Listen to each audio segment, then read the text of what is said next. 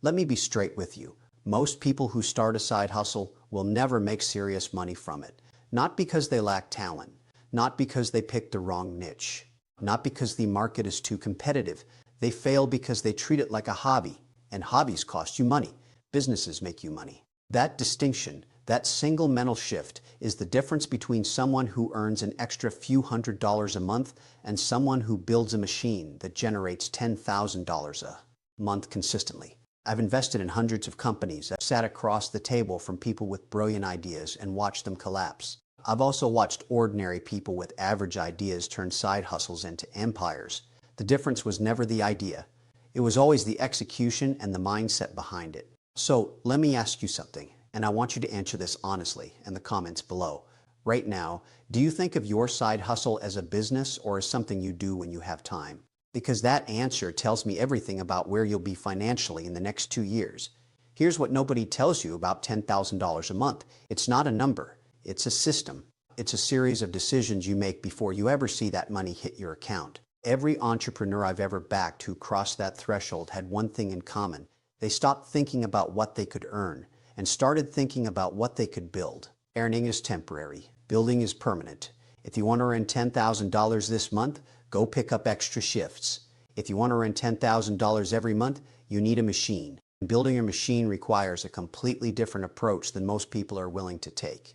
Let's talk about where most people start, because I see this mistake constantly. Someone has a skill. Maybe they're a graphic designer, a writer, a fitness coach. Maybe they bake incredible custom cakes. They start selling that skill or that product on the side. They get a few clients. They make a few $100s. They get excited. Then they hit a wall. They can't scale because their income is directly tied to their time. Every dollar they make requires more of them, more hours, more energy, more attention. That's not a business. That's a job you created for yourself, and in many cases it pays worse than the job you already have. The first thing I do when I evaluate any business, whether it's a startup pitching me on Shark Tank or someone's side hustle, is ask one question. Can this grow without the founder becoming a bottleneck? If the answer is no, the ceiling is low. Your income will always be capped by how many hours are in a day. And last time I checked, there are only 24. You need to remove yourself from the equation as quickly as possible. Not because you're not valuable, but because the business needs to become more valuable than any single person inside it. Now here's something that most side hustle content won't tell you. The path to $10,000 a month almost always goes through an uncomfortable period of making less than you want while you build infrastructure. I call this the investment phase. You're not just selling yet. You're building systems. Systems for finding customers, for delivering your product or service consistently, for collecting payment, for following up, for getting referrals. The people who quit during this phase look at their bank account after 2 months and say it's not working. The people who succeed look at what they built and ask what needs to be optimized. Infrastructure is boring, process is boring, systems are boring. But you know what else is boring? Depositing $10,000 every single month like clockwork. I'll take boring over exciting any day, if boring means predictable cash flow. Let me talk about pricing, because this is where most side hustles destroy themselves before they ever get started. The average person underprices their offering because they're afraid. Fear is the dominant pricing strategy for most entrepreneurs, and fear is terrible at math. They look at what competitors charge and go lower. They worry the customer won't pay. They discount before the customer even pushes back. This is financial self-sabotage. When you underprice, you attract the worst customers. You attract people who will demand the most and pay the least.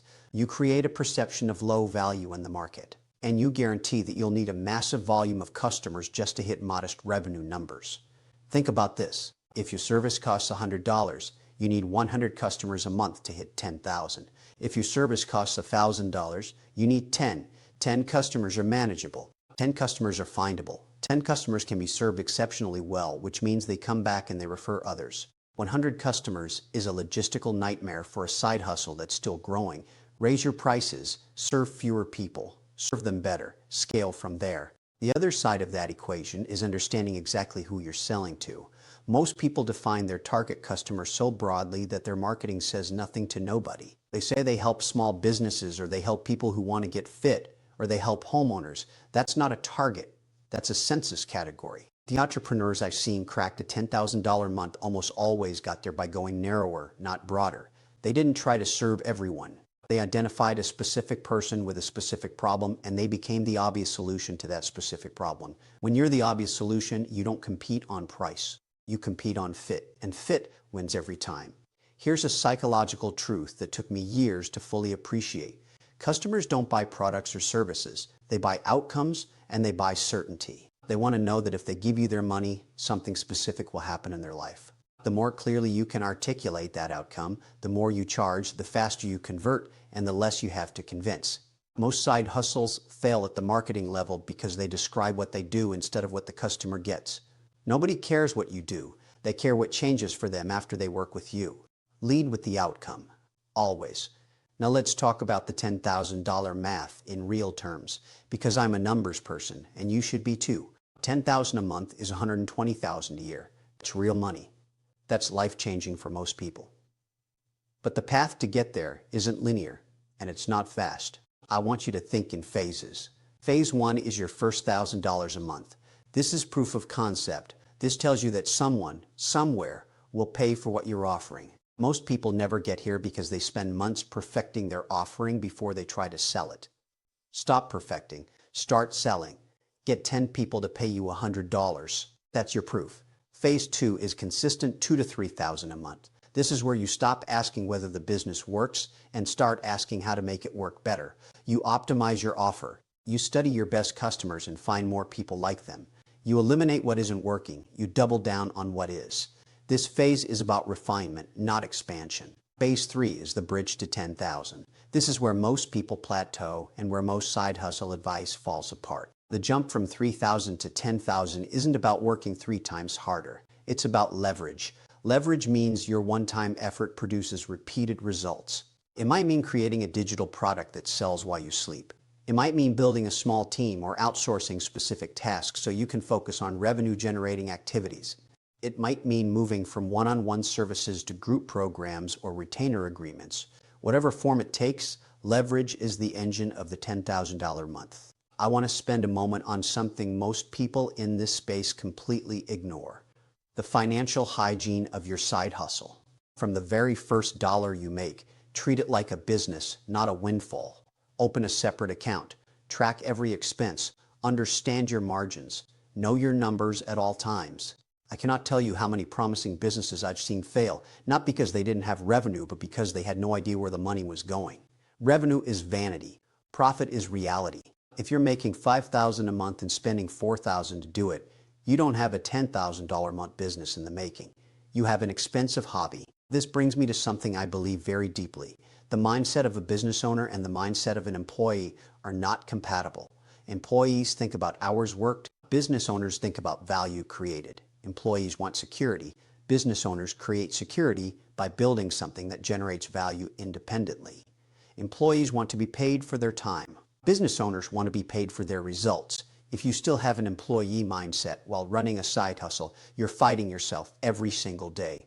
The transition isn't immediate. It's not comfortable, but it is necessary. I'll tell you something about money that I learned early and that has guided every financial decision I've made since.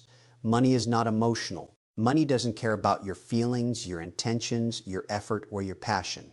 Money follows value, period. The side hustle that generates $10,000 a month is delivering $10,000 worth of value to someone, somewhere, consistently. Your job is to identify what that value looks like, create it reliably, and make sure the right people know it exists. That's the entire game. Stop waiting for the perfect moment. There is no perfect moment. There's only the moment you decide to start taking this seriously. The people making real money from their side hustles right now didn't start with more talent than you. They didn't start with more capital. They started earlier. They made more mistakes, which means they learned faster. They committed when it was uncomfortable, when the results weren't there yet, when doubt was louder than confidence. They stayed in when it made no logical sense to stay in. And eventually, not overnight, but eventually the machine started working. $10,000 a month is not a fantasy. It is a math problem. And math problems have solutions. The question is whether you're willing to sit down and solve it. Most people won't. Most people will keep their side hustle as a side hustle, keep capping their income, keep waiting for something external to change their financial situation. But you're not watching this to stay average. You're watching this because somewhere inside you there's a business waiting to be built, and you already know it. The The strategy isn't complicated. Pick one thing, price it properly, find 10 people who need it, deliver extraordinary results, build the system, add leverage, repeat. That's it. That's the entire framework behind every successful side hustle I've ever seen cross the $10,000 threshold. Execution is everything, consistency is everything, and the willingness to treat your side hustle like the real business it can become. That is what separates the people who talk about financial freedom from the people who actually have it. Now go build something worth owning.